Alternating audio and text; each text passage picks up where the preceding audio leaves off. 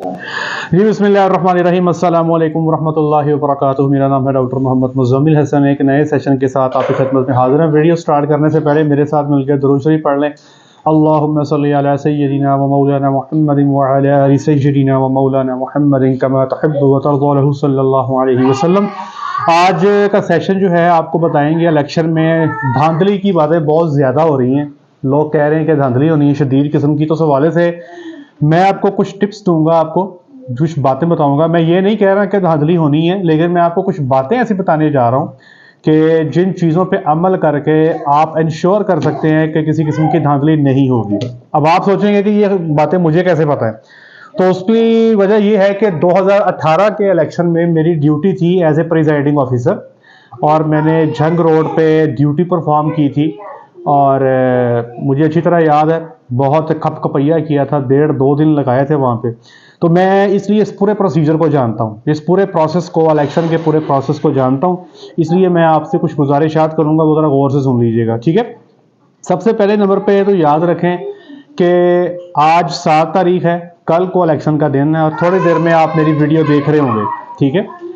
तो वोट आपने लाजमी कास्ट करना है। इस वीडियो को ज़्यादा से ज़्यादा लोगों को शेयर भी करें। कोई पता नहीं कल को नेट होता है नहीं होता, मुतज़ाद आरा मिल रही हैं। कुछ लोग कह रहे हैं कि नेट होगा, कुछ कह रहे हैं नहीं होगा, अल्लाह बेहतर जाने। आप लोगों ने पहले नंबर पर वोट लाजमी कास्ट करना है, ठीक है। जो बंदा ये सोच रहा है कि हमारे वोट की कोई अहमियत नहीं है, कोई वक़्त नहीं है, वो गलत सोच रहा है। आप लोगों ने लाजमी वोट करना है, जिस पार्टी को भी करना चाहते हैं। आप नवाज शरीफ को करना चाहते हैं, इमरान खान को करना चाहते हैं, सिराजुल हक साहब को करना चाहते हैं, जिस पार्टी के साथ भी आपका लगाव है, आप उस पार्टी को लाजमी वोट करें, ठीक है। घर बैठ के जो है, मैं समझता हूँ कि बाद में हुकूमत पे जो है वो बातें कसनी मुनासिब नहीं है। ये टाइम है जब आप अपने वोट की ताकत से जो है वो बात कर सकते हैं।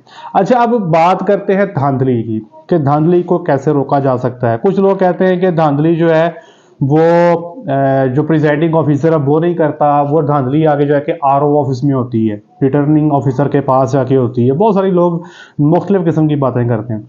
देखिए, इलेक्शन का जो प्रोसीजर है ना, वो अगर उस प्रोसीजर को आप समझ लें ना, तो आपको अंदाजा होगा कि इसमें अगर आप एक्टिवली पार्टिसिपेट करें इलेक्शन में, तो सवाल ही पैदा नहीं होता कि धांधली कहीं से हो जाए। कैसे? देखिए, एक हलके में बहुत सारी यूनियन काउंसिल्स होती हैं, बहुत सारे वहां पे पोलिंग स्टेशन बनते हैं। आपको पता होगा, आपने जब वोट कास्ट करना है तो आपको पता है कि किस जगह पे जाके आपने वोट कास्ट करना है, और एक हलके में मुख्तलिफ पॉइंट्स होते हैं जहां पे आपने वोट कास्ट करना है। आप किसी भी पार्टी से ताल्लुक़ रखते हैं, आप नून लीग से हैं, आप पीटीआई से हैं, आप पाकिस्तान इस्तेहकाम पार्टी से हैं, आप जमीयत उलमा इस्लाम से हैं, आप जमात इस्लामी से, किस मर्जी से हैं, अगर आपको ये डर है, आप ये खौफ रखते हैं कि यार धांधली हो जानी है, तो क्या करें? करना ये है जनाब कि जिस पोलिंग स्टेशन पे भी वोटिंग का अमल होगा, वहां पे हर पार्टी का एक पोलिंग एजेंट जा सकता है, ठीक है जी। मुझे याद है जब मैंने इलेक्शन करवाया था, तो मेरे पास नून लीग का जो पोलिंग एजेंट है वो भी मौजूद था, जो पीटीआई का पोलिंग एजेंट है वो भी मौजूद था, एक आज़ाद उम्मीदवार थे उनका पोलिंग एजेंट भी मौजूद था। तो मिल मिला के मेरे पास कुछ 4 एक पोलिंग एजेंट थे, वो पूरे प्रोसीजर को देख रहे थे, हमारे साथ बैठे हुए थे पोलिंग स्टेशन के अंदर। पोलिंग एजेंट जो है वो हर जमात का नामजद मेंबर होता है, उसके पास बाकायदा कार्ड होता है कि ये देखे जी मैं फलानी पार्टी का पोलिंग एजेंट हूं, तो वो उसको वहां पर जनाब पूरी उसकी डिटेल लेके शनाख्ती कार्ड फलाना टीका, उसको वहां पर पोलिंग स्टेशन के अंदर बिठा दिया जाता है। जब सुबह पोलिंग स्टार्ट होनी है, तो सुबह से लेकर शाम तक पूरे पोलिंग के प्रोसीजर को वो देख सकते हैं अच्छे तरीके से, ठीक है जी। हमने भी अपने पोलिंग स्टेशन पे पूरा दिन पोलिंग करवाई। पोलिंग करवाने के बाद सारा प्रोसीजर जो थे, वो 3 से 4 जो पोलिंग एजेंट थे वो सारा देख रहे थे, और अल्हम्दुलिल्लाह पूरे पोलिंग के प्रोसेस में जो मैंने अपने पोलिंग स्टेशन पे करवाया, मुझे एक शिकायत भी किसी पोलिंग एजेंट ने नहीं की कि आप ये गलत कर रहे हैं, ये गलत कर रहे हैं। अल्हम्दुलिल्लाह बड़ा शफाफ कर रहे थे। मुझे याद है कि मेरे पास एक आज़ाद उम्मीदवार आए, उन्होंने कहा कि डॉक्टर साहब बड़ी परेशानी लग गई है। मैंने कहा पता है? उन्होंने कहा जी कि आपकी पोलिंग का जो रफ्तार है आपकी स्लो है, हमारे बाहर वोटर खड़े हैं वोट डालने के लिए, मैंने प्रिजाइडिंग ऑफिसर के तौर पे मैंने उनसे कहा, मैंने कहा भाईजान 5 बजे वोटिंग बंद होनी है।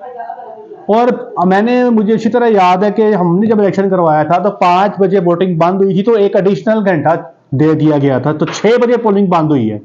6 बजे मैंने कहा जी कि बाहर ऐलान होगा स्कूल के गेट पे कि जिसने वोट डालना है वो अंदर आ जाए।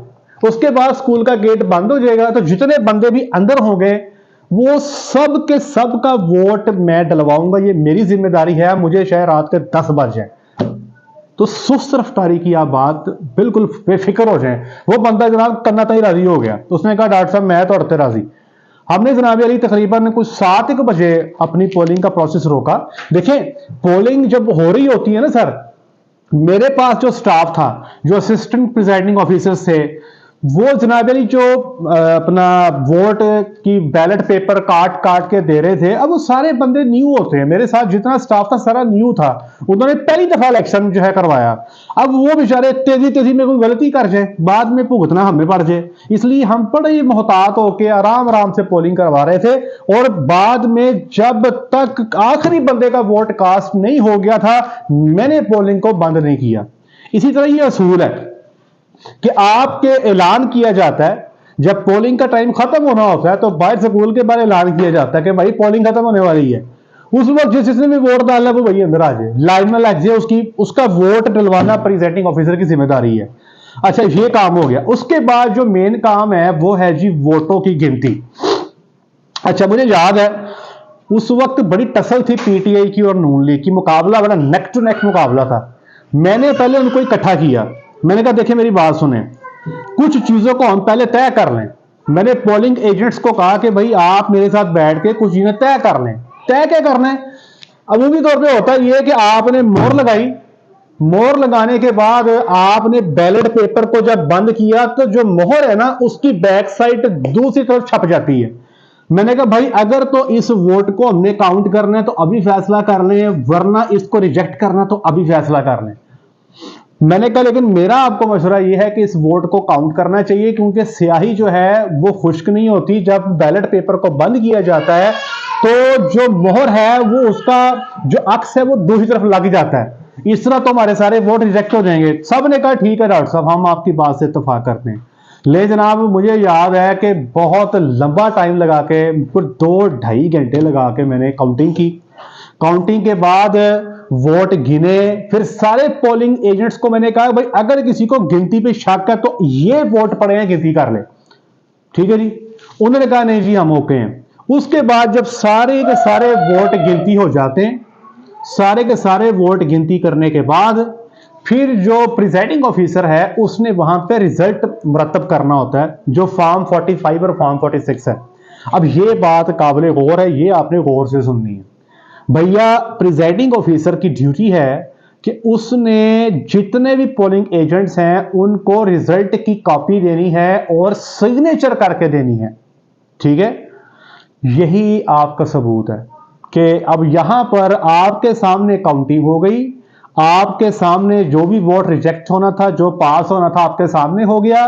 यहीं पे जनाब अली रिजल्ट उस पोलिंग स्टेशन का आपके पास आ गया। अब आपका काम यह है, आप जिस पार्टी से भी हैं, अगर आपके हलके में 200 पोलिंग स्टेशन है तो हर पोलिंग स्टेशन पे आपका एक पोलिंग एजेंट मौजूद होना चाहिए। रात के टाइम जब इलेक्शन मुरतब होगा तो हर पोलिंग एजेंट जो है वो प्रिजाइडिंग ऑफिसर से सिग्नेचर शुदा जो रिजल्ट है उसकी कॉपी लेकर आएगा, अपने वोट काउंट करेगा, रिजल्ट उसके सामने आ जाएगा। उसको आप उसको कहीं पे चैलेंज भी नहीं किया जा सकता। आप बताएं कि इस मामले में कहां पे आप धांधली कर सकते हैं? सारा प्रोसीजर आपके सामने होगा, पोलिंग एजेंट सारा प्रोसीजर देख रहे होंगे। हाँ ये एक अलग बात है कि अगर पोलिंग एजेंट्स को अंदर आने ना दिया जाए, मुझे नहीं, हमने तो नहीं ऐसे किया, हमने तो पोलिंग एजेंट्स को अंदर आने दिया। अगर पोलिंग एजेंट्स को फॉर्म 45 फॉर्म 46 ना दिए जाएं, ठीक है जी, ये प्रिजाइडिंग ऑफिसर जो है उसने इसकी कॉपी जो है वो देनी होती है। तो आप में से बस ये इंश्योर करना है, अपने सामने बैठ के जो है पोलिंग के प्रोसीजर को देखें और अपने सामने जो है वो रिजल्ट की कॉपी लेकर आए। धांधली का सवाल ही पैदा नहीं होता। तो ये जनाब मेहनत करनी पड़ेगी। जो भी इलेक्शन के उम्मीदवार खड़े हैं उनके लिए बस ये मेरा पैगाम है, अगर आपको ये डर है कि यार हमारे साथ धांधली होने वाली है, तो बस आपके इलाके में जितने पोलिंग स्टेशन भी हैं वहां पे हर पोलिंग स्टेशन पे एक आपका पोलिंग एजेंट होना जरूरी है। कोशिश करें पढ़ा लिखा बंदा भेजें, थोड़ा होशियार चालाक स्मार्ट बंदा भेजें, ठीक है जी। आप बेफिक्र हो जाएं इंशाअल्लाह अज़ीज़। बाकी जो लोग आपको वोट डालेंगे आपके सामने गिनती होंगे और आपके सामने रिजल्ट मुरतब हो जाएगा। बाकी हमारी दुआ है कि अल्लाह ताला की ज़ात कल इलेक्शन के नतीजे में जो भी रिजल्ट आए, अल्लाह की ज़ात पाकिस्तान के हक़ में बेहतरी वाला मामला फरमा दे। पाकिस्तान में काफ़ी देर से चीज़ें अनस्टेबल चल रही हैं, उसकी वजह हुकूमत जो है हमारी अनस्टेबल है।